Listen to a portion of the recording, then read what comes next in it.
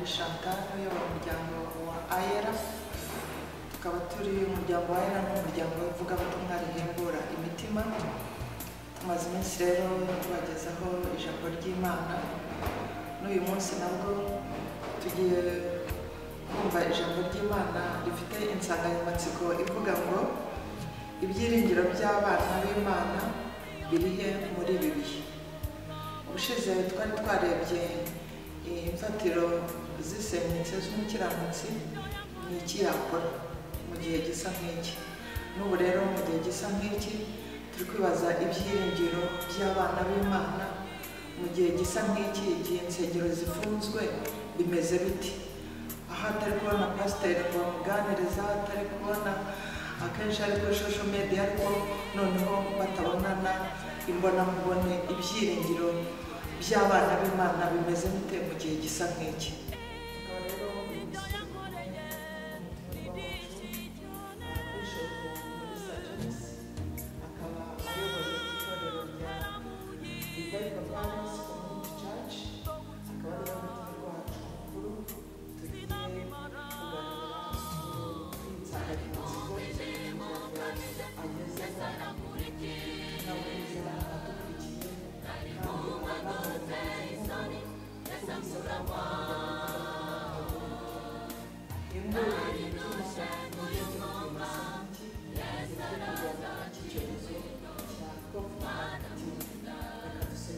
Mana Data wa twese, mu izina rya Yesu Kristo twagiye kugaruka imbere y'ubwiza bwawe tugushima ko wabanye natwe. Turagushima igitondo cy'uyu munsi ko waturinze ijoro ryatambutse, ukaba ushimye ko tugeza kigiye turi bazima. Izina ryawe rihabwe icyubahiro.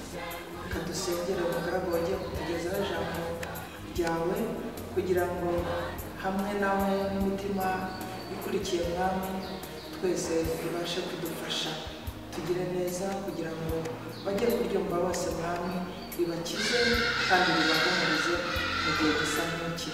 Tubyambaje mu izina rya Yesu Kristo Umwami wacu, amen.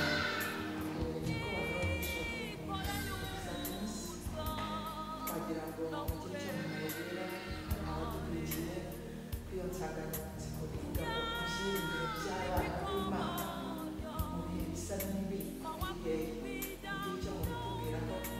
Turifashisha uriya muntu wese igice cya 40:31, aho tubona ko abasore b'imigenda bazaruha, ariko abakurikira Uwiteka bo ngo bazagumya barabagirana. Reka dusabe rero umushumba mukuru twatumiye atugezeho ijambo ry'Imana. Murakoze cyane Pastor Chantal, kandi ndagushimiye kubw'uyu mwanya mwaduhaye. Ibi ni ibintu bihari, ibibazo birahari, ibyorezo birahari, kandi si ubwa mbere byagiye bibaho.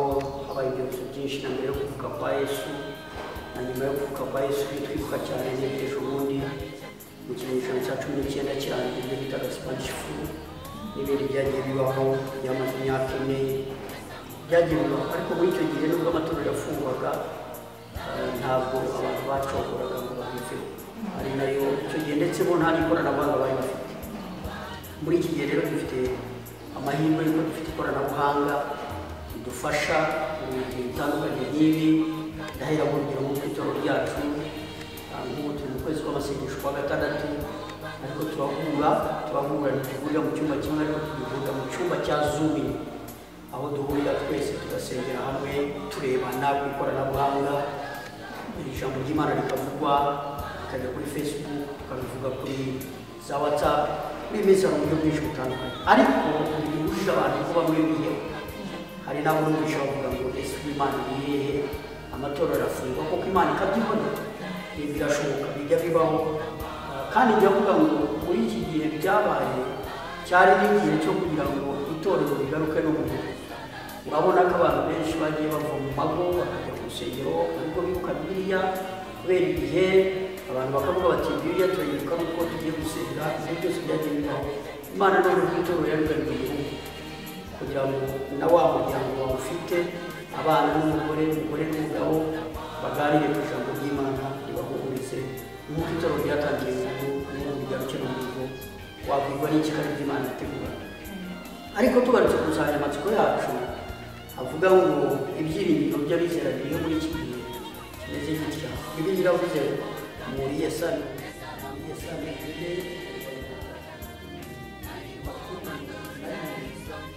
ariko wenda reka tuze neza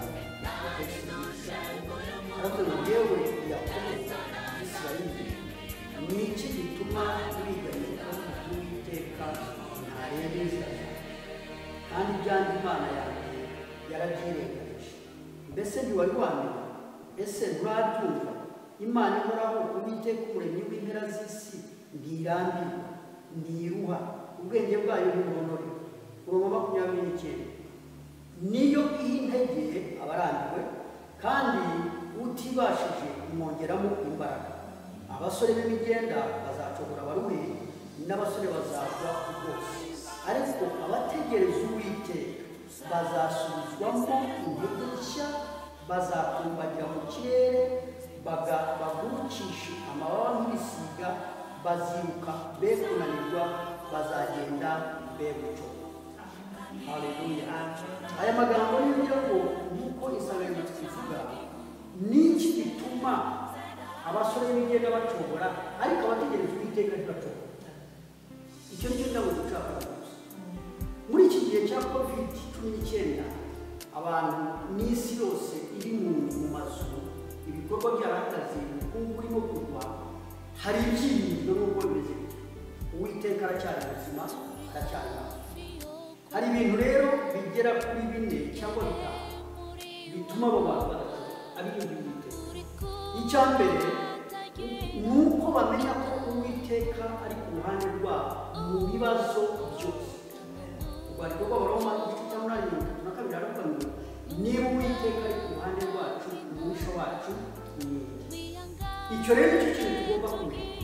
Mu gihe cyose umwizera mwizera Kristo Umwami n'Umukiza, ugomba kumenya ko Uwiteka ari ku ruhande rwawe, haba mu ntambara, haba mu makuba, haba mu bibazo, haba akazi gahari, haba kadahari, haba bagabanyije abakozi, haba irya rimwe, haba urwaye.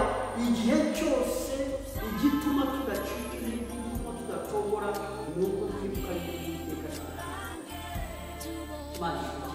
iyo rero twibutse ko Uwiteka ari ku ruhande rwacu, ibyo bisubiza ibyiringiro mu mitima yacu, bikagarura kwizera kwacu. Uko ni ijambo ry'Imana ryiza. Ingingo ya kabiri, bibuka isezerano ryabo ko Imana itabasha kubeshya. Igihe cyose wibuka amasezerano yawe, ibyo bigusubizamo intege. Ushobora kunanirwa, ushobora gucika intege, kuko ujya kunanirwa nk'abandi, ijwi rikwibutsa amasezerano rikahera mu mutima wawe, ubuzima bwawe bugakomeza.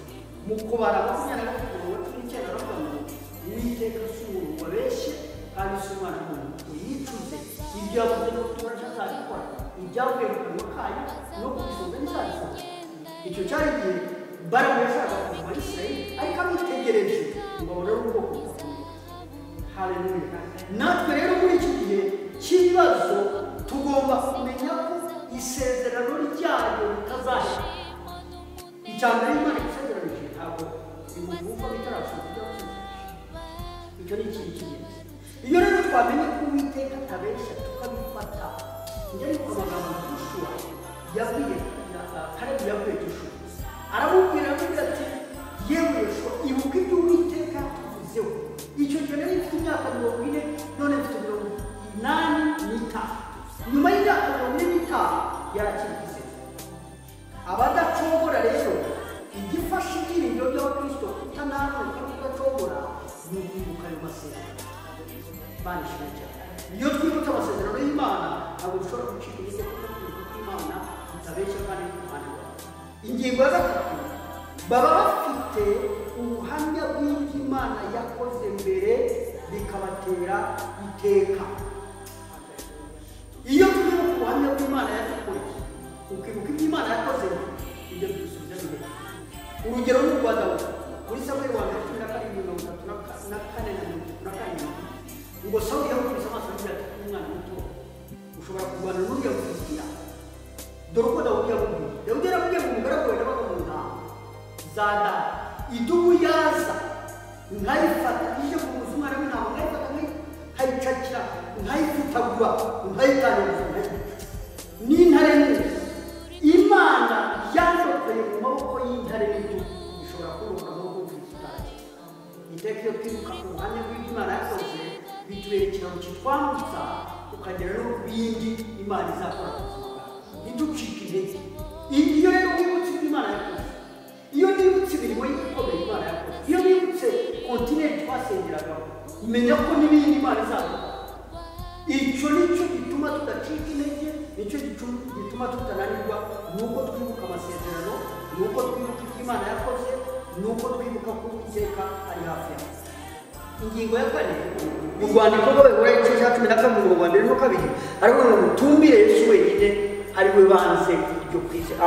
aravuga ngo ubwo dufite igicucu cy'abahamya bangana batabitugose twiyambure ituremera byose n'icyaha twasa twizingira ni ukuvuga ngo ubuzima tugira muri munsi n'abakurambere bacu babanje kunyura ni igicucu rero cy'abahamya abo turabafite tubigiraho ni icyitegererezo cyacu ntabwo dushobora kurorera gukora iby'Imana iduhamagara gukora ngo ducogozwe na covid ngo ducogozwe n'ibibazo ducogozwe n'intambara ducogozwe zo duhura nazo mu miryango ibyo ntabwo bigomba kuducogoza kuko dufite igicucu cy'abahamya bangana batya batugose batubanjirije Imana yacishije cyane iyo rero twibuke ibyo ntidushobora gucogoza ndagira ngo bisubiremo icya mbere twibuka yuko Uwiteka ari ku ruhande rwawe icya kabiri twibuka yuko isezerano rye ari yego n'amen ntabwo rihinduka Imana ibyo yasezeranije no gukora gukora icya gatatu baba bafite ubuhamya bw'ibyo Imana yakoze mbere icya kane biringira itakwigirwa n'abantu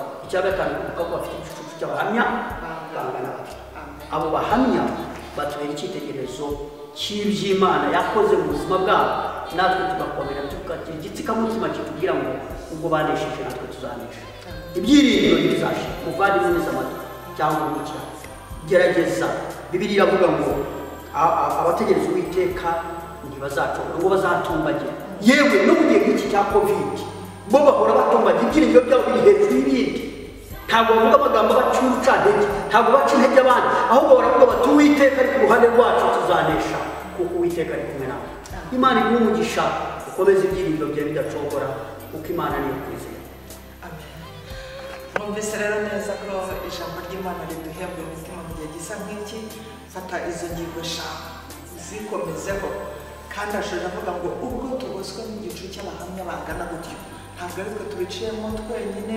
n'abatubanjije babiciye bakomera ku Mana yawe uriya mugabo Dawidi atubwiye ndamukunda ubwo aragiye kurwana n'uriya Goliyati yibuka iby'Imana yamukoreye aravuga ati iby'Imana yamukoreye cyagiye n'ubu biyabikora reka natwe dukurure iby'Imana yadukoreye hanyuma noneho tuze tubihanganishe mu gihe gisa nk'iki Imana ibamugisha rero bene data mwarimo dukurikiye iryo ni ijambo rihembura imitima mu gihe gisa nk'iki Imana ikomeze duhane umugisha dukomeze tuyikomezeho twumvire rya jambo atubwiye rivuga ngo abo bazahwana n'igiti cyatewe hafi y'umugezi cyera imbuto mu gihe gikwiriye n'ikidakwiriye haba ku zuba gihora gishishe gihora gifite imbuto abakirebye bakagisoromaho bakarya bakamererwa neza reka natwe mu gihe gisa nk'iki iri jambo ry'Imana riduhindure rikomeze riduhembure dukomeze tugire ibyiringiro dukomeze tugire Imana yacu ibyiringiro mu gihe gikwiriye Imana izadutabara ntabwo ari wenyine unyura mu magorwa n'abandi bayaciyemo n'abandi bari kuyacamo reka dukomeze dutumire Imana yacu Imana ibaha umugisha